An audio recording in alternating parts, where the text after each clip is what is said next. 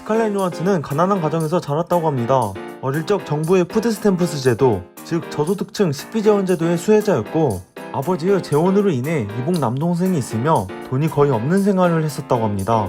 하지만 프로듀서 및 영화를 정말 미치도록 좋아했던 어머니가 위에 계셨고 그런 어머니의 권유로 인해 어린 시절부터 연기를 시작하게 되었다고 합니다.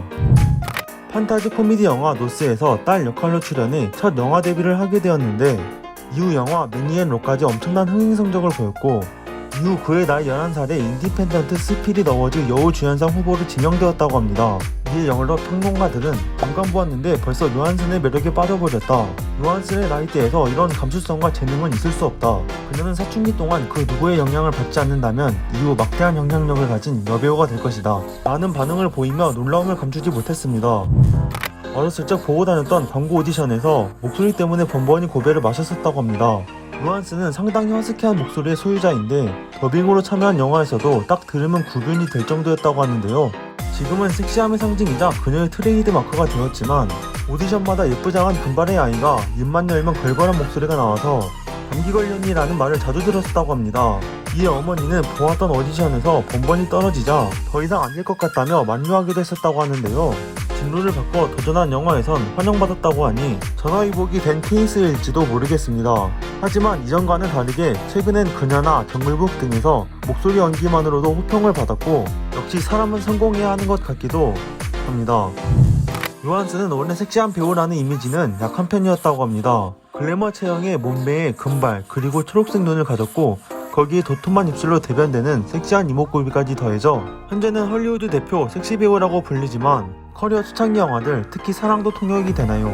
진주귀걸이를 한 소녀 같은 영화를 보면 전혀 그런 이미지는 찾아볼 수 없었고 영화 매치포인트에서 팜파탈적인 역으로 나온 이후 본격적으로 뜨기 시작하면서 섹시한 배우라는 이미지로 메이킹이 되었다고 합니다. 다만 이런 이미지 때문에 곤란한 상황도 자주 겪는 편이었다고 하는데요. 그녀에게 있었던 인터뷰들만 찾아봐도 당신이 맡은 캐릭터는 당연하게도 팀의 섹시함 담당으로 보이는데요? 라던가 수트 안에 속옷을 입을 수 있나요?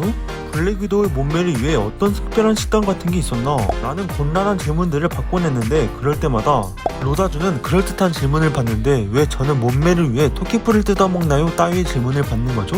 글쎄요, 트레이닝 같은 거랑 그냥 운동도 좀 하고 물도 마시고 초록볼 떼기도 많이 먹었어요 라고 재치있게 답변하기도 했습니다.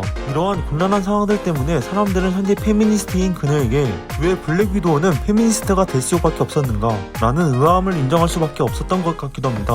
그녀가 겪은 곤란한 상황들을 보면 말이죠, 역시 기레기는 만국 공통인가 봅니다. 의외로 스칼렛 요한슨은 초반에는 뛰어난 미모 때문에 연기가 묻혔지만 이를 극복한 케이스라고 합니다.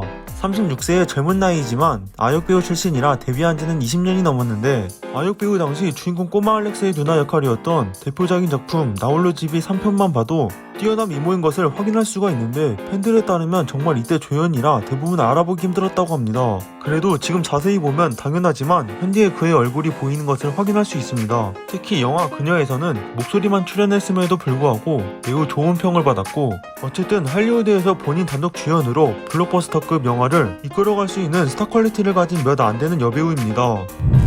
서로 다른 작품에서 스칼렛 요한슨을 더빙했었는데 그 중에서 소연성우님이 연기한 스칼렛 요한슨이 제일 싱크로율이 잘 맞는다는 말이 많았다고 합니다. 전에 그를 스카우트하라고 절 보냈을 때